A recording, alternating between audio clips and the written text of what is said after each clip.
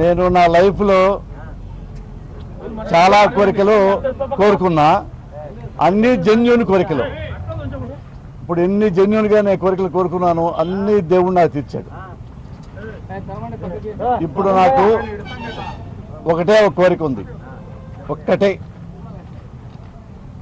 YSR party అధికారంలోకి రావాలని, YS Jaganmohan Reddy గారు ముఖ్యమంత్రి కావాలని. ఇదొక్కటే నేను బలంగా జెన్యూన్గా న్యాయంగా కోరుకున్నా. ఇది జరగాలని మళ్ళీ మళ్ళీ ఈ కడపలో రాజశేఖర్ గారి వ్యక్తిగత సాక్షిగా మీ అందరి ముందు వినమ్రంగా తెలియజేస్తున్నాను. రాబోయే ఎలక్షన్లో, ఆంధ్రప్రదేశ్ ఎలక్షన్లో వైఎస్ జగన్మోహన్ రెడ్డి గారే మంచి మెజారిటీతో గెలుస్తాడు, గెలవాలని మనస్ఫూర్తి కోరుకుంటున్నాం. ఇప్పుడు ఇది తెలుగుదేశం పార్టీ వాళ్ళ కొత్త కాదు కదా, కొత్త అయితే మనం ఆలోచించవచ్చు.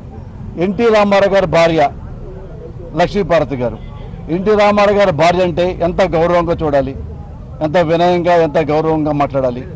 ఆమెనే దుష్టశక్తి అని అప్పుడే ఆ రోజుల్లోనే చంద్రబాబు నాయుడు గారు ఆమెని అన్పాపులర్ చేసి, రామారావుని చంపి ఆమెని అనాథం చేసి హీనంగా ఈ రోజుకు మాట్లాడుతూ ఆడదాన్ని అవమానించాడు. అది మీ అందరినీ తెలుసు, కొత్తగా చెప్పకల్లా.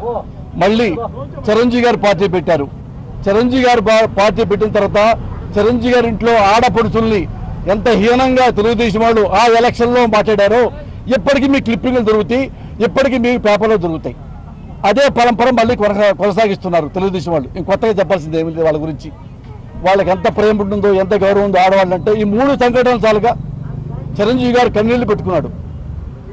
నేను రాజకీయాల్లోకి వస్తే నా కుటుంబం, నా ఇంట్లో ఆడపడుచులు ఏం మాట్లాడారు, వాళ్ళు ఎందుకు రోడ్డు మీద లాగటం అని చాలా చాలా బాధపడ్డాడు, కన్నీళ్లు పెట్టుకున్నారు. నేనే దాని సాక్షి. అది అంత దుర్మార్గంగా ప్రవర్తిస్తారు వాళ్ళ గెలుపు కోసం, వాళ్ళ అవకాశాల కోసం తెలుగుదేశం పార్టీలో కొంతమంది నాయకులు. దాని గురించి మనం మాట్లాడుకోకపోవడం మనకి చాలా సంస్కారం ఉన్నట్టు లెక్క. లైఫ్లో పోటీ చేయను, ఎంపీగా లేదు, ఎమ్మెల్యేగా లేదు, ఓన్లీ వైఎస్ జగన్మోహన్ రెడ్డి గారి పార్టీకి నేను సర్వీస్ చేస్తా.